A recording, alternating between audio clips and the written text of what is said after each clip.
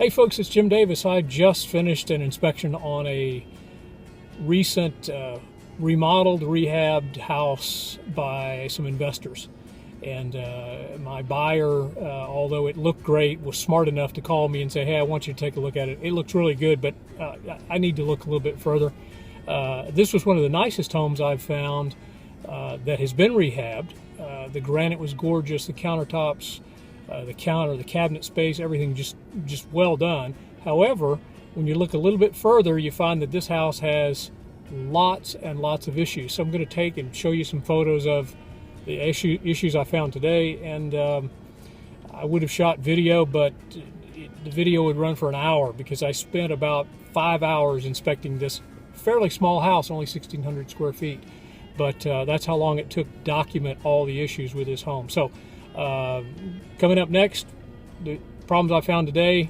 Caution to you, stay away from flips. If you just got to buy them because they're so pretty, make sure you get a good inspector to look at that house and report back to you on all the issues that are wrong with it.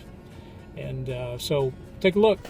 Our first area we want to pay attention to is the foundation itself. You know, foundations are not very glamorous.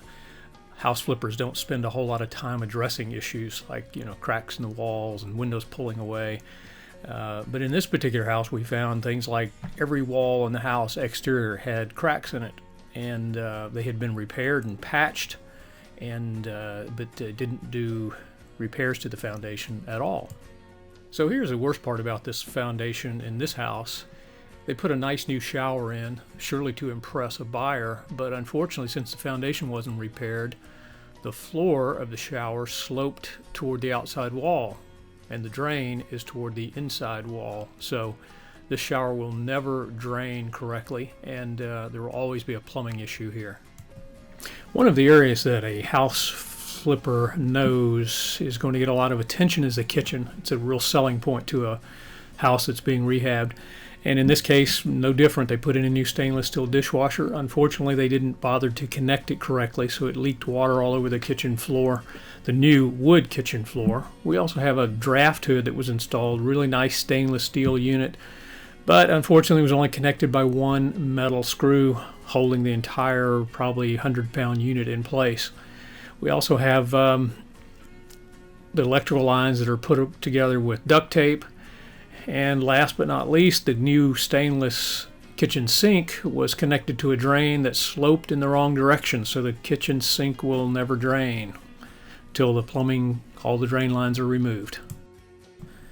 A couple of areas in a house where the rehabbers will not spend any money, or places they don't expect the home buyer to take a look. One is in crawl spaces like this, where we have the sole plate of the wall that's been eaten away by termites, weakening this wall structure on this side of the house. We also have a large hole in the foundation itself right close to that area.